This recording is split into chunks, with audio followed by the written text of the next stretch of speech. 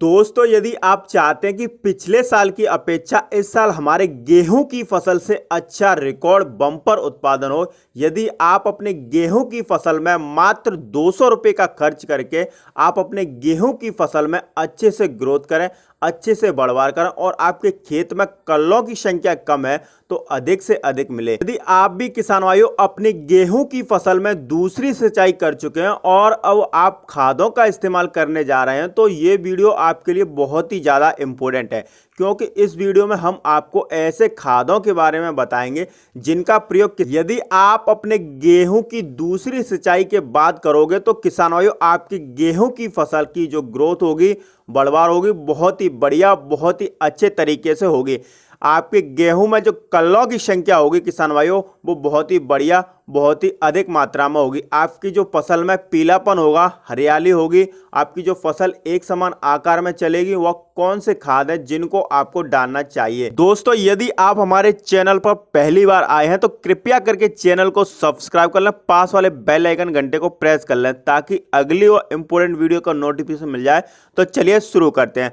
दोस्तों, यदि गेहूं की फसल 40 से 50 दिन के अंतराल की होती है और इस समय पर किसान भाइयों हमारा जो गेहूं का पौधा होता है वो बहुत ही ज़्यादा व्यस्त होता है, क्योंकि जड़ों का विकास इस समय काफ़ी तेजी के साथ हो रहा होता है। कल्ले की जो निर्माण प्रक्रिया है हमारे गेहूं की फसल, यदि इस समय पर हम अपने गेहूं की फसल में किसान भाइयों सही मात्रा में सही उर्वरक डाल देंगे जिनकी आवश्यकता इस समय हमारे गेहूं के पौधे को है, तो हमारा गेहूं की फसल किसान भाइयों बहुत ही अच्छे तरीके से एक समान आकार में चलेगी।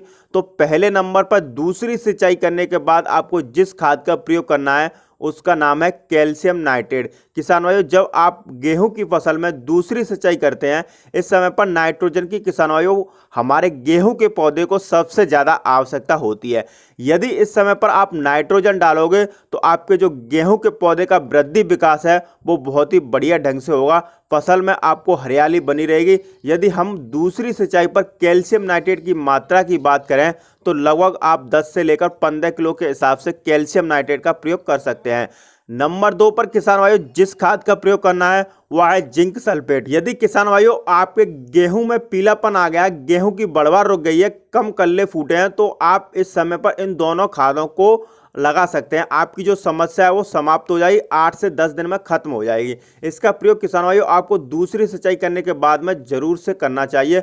दोस्तों, यदि आप इन खादों का प्रयोग नहीं करना चाहते हैं, यदि आप चाहते हैं कि स्प्रे के द्वारा फसल की ग्रोथ अच्छे से हो, तो आप इस समय पर जो NPK खाद आता है NPK 19-19 का इस्तेमाल कर सकते हैं। यदि आपकी फसल अभी 40 से 50 दिन की है तो आप इस खाद का प्रयोग कर सकते हैं। इसमें किसान भाइयों कई प्रकार के मुख्य पोषक तत्व होते हैं, जैसे कि किसान भाइयों 19% नाइट्रोजन, 19% फास्फोरस, 19% पोटेशियम पाया जाता है। इसको डालने से किसान भाइयों आपके गेहूं की जो फसल है अगर दब रही होगी, फसल कमजोर होगी, ग्रोथ कम होगी, कल्लों की संख्या कम होगी, फसल में किसान भाइयों आपके पीलापन होगा वह सभी दूर हो जाएगा। हम मात्रा की बात करें तो लगभग 1 किलो आप लगभग 150 लीटर पानी में घोलकर आप स्प्रे कर सकते हैं। इसका रिजल्ट किसान भाइयों इस समय बहुत ही बढ़िया और बहुत ही शानदार देखा गया है। साथ ही अगर आपकी गेहूं की फसल किसान भाइयों कमजोर और पौधों की संख्या कम है तब आपको इसका प्रयोग जरूर कर लेना चाहिए, क्योंकि इसको डालने से आपके गेहूं में कल्लों का विकास बहुत ही तेजी से होगा, रुकी हुई फसल की ग्रोथ बहुत ही तेजी के साथ बढ़वार करेगी और अधिक से अधिक कल्ले नजर आएंगे। दोस्तों, यदि आपने गेहूं की फसल में सल्फर का प्रयोग नहीं किया है तो आपको प्रयोग करना चाहिए। आपने पहली सिंचाई फसल में की थी तब सल्फर नहीं डाला था तो इस समय आपको सल्फर का भी प्रयोग जरूर कर लेना चाहिए।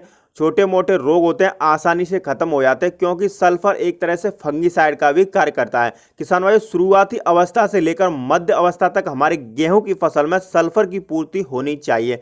यदि आप नहीं डालोगे किसान भाइयों तो आपकी फसल में काफ़ी ज़्यादा नुकसान हो सकता है, तो इस समय आप सल्फर का भी प्रयोग जरूर करें। यदि हम सल्फर की मात्रा की बात करें तो आपको लगभग 4 से 5 किलो रखनी है और यूरिया में मिलाकर आपको इसको प्रयोग कर देना है। यदि आप दूसरी सिंचाई करने के बाद इन खादों का प्रयोग करते हैं किसान भाइयों तो इस साल गेहूं की फसल की जो ग्रोथ होगी वो पिछले साल के सभी रिकॉर्ड तोड़ देगी। साथ ही आपकी जो कल्लों की संख्या होगी वो बहुत ही ज़्यादा देखने को मिलेगी। गेहूं की फसल हरी भरी रहेगी, एक समान होगी और जिन किसान भाइयों की फसल अभी 60 से 70 दिन की हो चुकी है, फसल हमारी गवोट अवस्था में आ चुकी है, तो आपको इन खादों का प्रयोग नहीं करना है। गवोट अवस्था में सिर्फ और सिर्फ आपको NPK 0050 खाद लेना है। इसके साथ में दोस्तों आपको लेना है बोरॉन।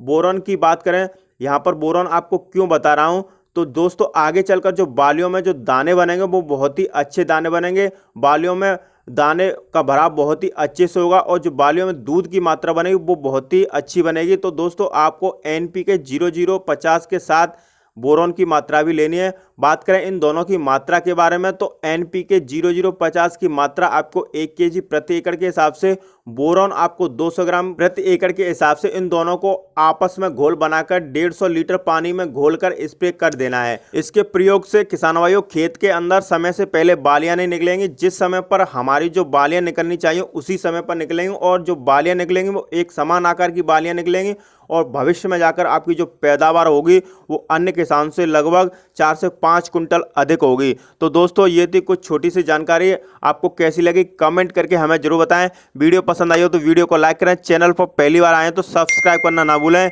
वीडियो देखने के लिए धन्यवाद। जय जवान जय किसान।